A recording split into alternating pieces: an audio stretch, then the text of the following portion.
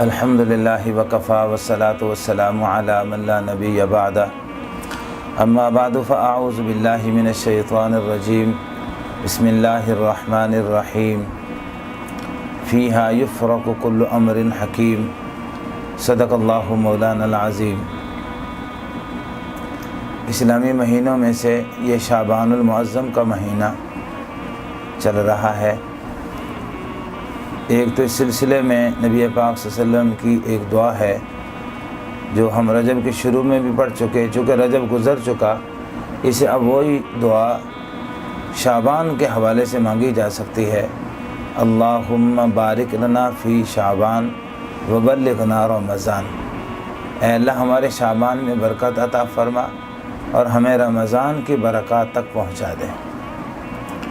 پھر اس مہینے میں ایک خاص رات ہے، 15ویں رات، جس کو شب برات بھی کہا گیا، جس کو لیلۃ المبارکہ برکت والی رات بھی کہا گیا، اور اسی کو لیلۃ الصدق دستاویز والی رات بھی کہا گیا۔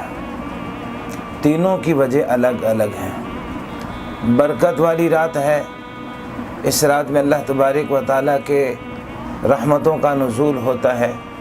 حدیث پاک میں آتا ہے کہ اللہ تبارک و تعالیٰ آسمان دنیا پہ نزول فرما کر آوازیں لگاتے ہیں، یعنی اللہ کی طرف سے آواز لگانے والا، ایک ندا کرنے والا ندا کرتا ہے، الا حل من مستغفرین، کیا ہے کوئی معافی مانگنے والا، ہم اس کو معاف کر دیں۔ الا حل من مسترزقین، کیا ہے کوئی رزق مانگنے والا، ہم اس کے لیے رزق کے فیصلے فرما دیں۔ مطلب یہ ہے کہ خود پیشکش کی جاتی ہے اللہ کی ذات کی طرف سے کہ میاں تم مانگو، تم مانگو گے اپنی سوچ کے مطابق، اپنے ذہن کے مطابق، مگر ہم عطا کریں گے اپنی شان کے مطابق، اپنی عظمت کے مطابق۔ مطلب یہ ہے کہ اللہ پاک کسی کی دعا کو رد نہیں فرمائیں گے۔ اس اعتبار سے اس کو لیلہ مبارکہ برکت والی رات کہا گیا۔ لیلۃ البراءت بھی اس کو کہتے ہیں۔ براءت کا معنی بری ہونا، اور اس کو لیلۃ البراءت یا شب برات اس لیے کہا جاتا ہے کہ محبوب دو عالم صلی اللہ علیہ وسلم نے ایک موقع پر ارشاد فرمایا کہ اللہ تبارک و تعالیٰ اس رات میں قبیلہ کلب کی بکریوں کے جسم پر جتنے بال ہیں اتنے لوگوں کے اللہ تعالیٰ مغفرت کے فیصلے فرماتے ہیں۔ تو قبیلہ کلب کیوں کہا؟ عرب کے اندر بکریاں پالنا ایک ذوق تھا، ایک خاص شوق تھا۔ ہر قبیلے کے پاس کچھ نہ کچھ بکریاں ہوتی تھیں، مگر نبی پاک صلی اللہ علیہ وسلم نے قبیلہ کلب کا نام اس لیے لیا کہ قبیلہ کلب یہ وہ قبیلہ تھا جس کے پاس بکریاں سب سے زیادہ تھیں، اور وہ تعداد جو ہے وہ سینکڑوں میں نہیں بلکہ ہزاروں کی تعداد میں ہوتی تھی۔ تو محبوب دو عالم صلی اللہ علیہ وسلم فرمانا چاہتے ہیں اس رات میں اللہ پاک لیلۃ البرات کہا، یعنی اس رات میں اللہ پاک اتنی کثرت کے ساتھ لوگوں کی مغفرت کے فیصلے فرماتے ہیں جیسے قبیلہ کلب کی بکریوں کے جسم پر بال ہیں۔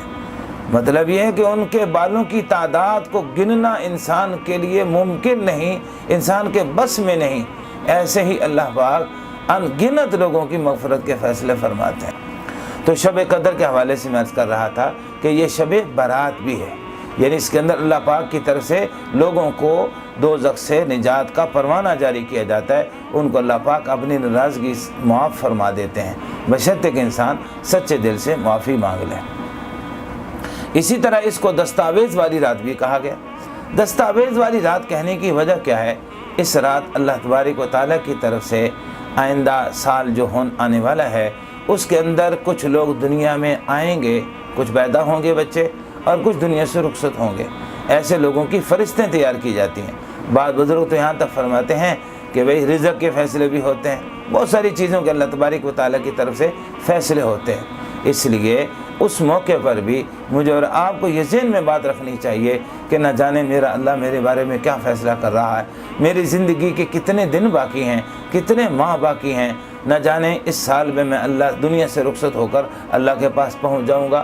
تو اللہ کے پاس پہنچنے کے لیے میں نے تیاری کی ہے، مجھے اس معاملے میں فکر کرنے کی ضرورت ہے۔ تو میں نے عرض کیا کہ اس رات کو برکت والی رات بھی کہا جاتا ہے اور برات والی رات بھی کہا جاتا ہے، دستاویز والی رات بھی کہا جاتا ہے۔ اسی طرح اس رات کے حوالے سے اور اگلے دن کے حوالے سے یہ فضائل جو ہے متعدد احادیث سے ثابت ہیں۔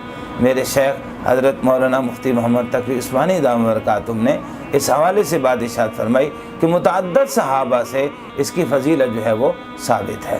چنانچہ رات کی عبادت اور اگلے دن کا روزہ یہ احادیث میں ثابت ہے۔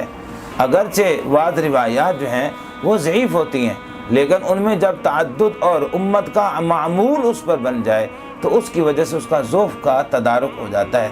چنانچہ مجھے اور آپ کو چاہیے کہ ہم کوشش کریں رات کو عبادت میں وقت گزاریں۔ پھر اس میں یہ بات بھی ذہن میں رکھیں، ساری رات جاگنا ضروری نہیں ہے، بلکہ رات کا کچھ حصہ جتنا سہولت کے ساتھ ہو سکے اس رات جو ہے وہ جاگنا چاہیے۔ جاگ کر کیا کرنا ہے؟ تو جاگ کر بھائی بہت ساری عبادات ہیں، ہم کوشش کریں ہر قسم کی عبادت میں سے کچھ نہ کچھ حصہ جو ہمارا شامل ہو جائے۔ مثلاً کچھ بدنی عبادات ایک وہ ہوتی ہے جو بدن سے متعلق ہے، ایک عبادت وہ ہوتی ہے جس کا تعلق مال کے ساتھ ہوتا ہے۔ اسی طرح ذکر اذکار، اور ذکر اذکار میں سے ایک بہت بڑا ذکر قرآن پاک کی تلاوت کے حوالے سے، اس لیے ہمیں چاہیے کہ ہم اس رات میں کچھ دیر نوافل ادا کر لیں جتنا سہولتیں ہو سکیں۔ اس میں صلاۃ التوبہ پڑھیں، اللہ سے معافی مانگیں، جو گناہ یاد ہیں ان کا نام لے کر اللہ سے معافی مانگیں، اور جو گناہ یاد نہیں ہیں مطلقاً اللہ تبارک و تعالیٰ سے معافی مانگی جائے۔ اور اس کے ساتھ ساتھ پھر اللہ تبارک و تعالیٰ کی یاد کو سامنے رکھتے ہوئے کچھ دیر جو ہے وہ قرآن پاک کی تلاوت کر لی جائے جتنا بسہولت ہو سکے۔ اگر حافظ ہیں تو نماز کی حالت میں زیادہ سے زیادہ قرآن پاک پڑھنے کی کوشش کریں، اور اگر حافظ نہیں ہیں تو جو صورتیں ہمیں یاد ہیں ان صورتوں کے ساتھ ہم یعنی لمبی نماز پڑھنے کی کوشش کریں، لمبا سجدہ، لمبا رکوع، اور اس میں پوری طور پر اپنے آپ کو اللہ کی طرف متوجہ کر کے جو ہے وہ نوافل پڑھے جائیں۔ تو نوافل، تلاوت اور اس طریقے سے ذکر بہت سارے اذکار ہیں، افضل الذکر لا الہ الا اللہ، لیکن ایک ذکر ایسا ہے جس میں بہت سارے اذکار جو ہیں وہ آ جاتے ہیں، وہ ہے تیسرا کلمہ سبحان اللہ والحمد للہ ولا الہ الا اللہ واللہ اکبر ولا حول ولا قوت الا باللہ العلی العظیم۔ اور اس رات خاص طور پر کوشش کر کے تہجد کی نماز پڑھی جائے، اور اسی طرح اس میں اپنے آپ سے سوال کیا جائے کہ میں نے اپنے قول فعل عمل سے کسی کو تکلیف تو نہیں پہنچائی۔ اگر میں نے کسی کو تکلیف پہنچائی ہے تو بھائی اس کے حق میں دعا کرنا، اور اگر اس کے علم میں آ چکی ہے ہماری تکلیف پہنچانا تو پھر اس سے کوشش کر کے معافی مانگنا، اور اگر ہمارے ساتھ کسی نے کوئی زیادتی کی ہے تو ہم کوشش کریں کہ ہم اس کو اپنے طرف سے دل و جان سے معاف کر دیں۔ تو یہ ایسے اعمال ہیں کہ ان اعمال کے اختیار کرنے سے اللہ تبارک و تعالیٰ کے احکامات اور اس رات کا کسی نہ کسی درجے میں حق جو ہے وہ ادا ہو سکتا ہے۔ اور اسی طریقے سے ہمارے اکابرین میں سے حضرت مولانا نفیس شاہ صاحب رحمۃ اللہ علیہ، انہوں نے ایک عمل لکھا ہے اس حوالے سے، فرمایا کہ جب شب برات ہو تو مغرب کی نماز کے بعد 3 دفعہ سورہ یاسین پڑھی جائے، 3 دفعہ سورہ یاسین مختلف نیتوں کے ساتھ پڑھی جائے۔ مثلا پہلی دفعہ سورہ یاسین پڑھی جائے اس نیت کے ساتھ کہ یا اللہ مجھے لمبی عمر عطا فرما۔ ظاہر ہے کہ لمبی عمر صرف نہیں مانگنی بلکہ نیک اعمال والی، اخلاق والی، اللہ کے احکامات کے مطابق عمل والی، یہ نیک صالح بن کر جو عمر ملے، زندگی لمبی مل جائے تو یہ بھی بہت بڑی انسان کی سعادت ہوتی ہے۔ تو اس لیے پہلی دفعہ سورہ یاسین پڑھ کر اس کو یہ نیت کی جائے کہ یا اللہ مجھے لمبی عمر عطا فرما۔ دوسری دفعہ سورہ یاسین پڑھ کر پھر اللہ تعالیٰ سے یہ دعا مانگی جائے کہ یا اللہ مجھے آئندہ آنے والی ہر قسم کے آفات، بلیات، حوادثات سے یا اللہ میری بھی حفاظت فرما، میرے بیوی بچوں کی حفاظت فرما، میرے ماں باپ کی حفاظت فرما، میرے تمام متعلقین کی، پوری امت مسلمہ کے لیے دعا کا اہتمام کیا جائے ہر قسم کے آفات و بلیات سے۔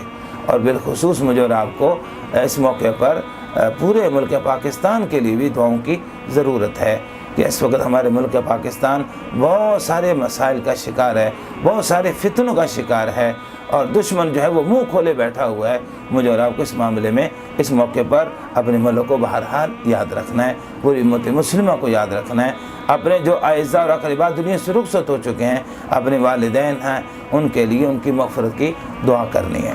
تو میں عرض کر رہا تھا ایک دفعہ سورہ یاسین پڑھی جائے لمبی عمر کے حوالے سے، کہ اللہ مجھے لمبی عمر عطا فرما، نیک اعمال و اخلاق والی، نبی پاک صلی اللہ علیہ وسلم کی کامل اتباع والی۔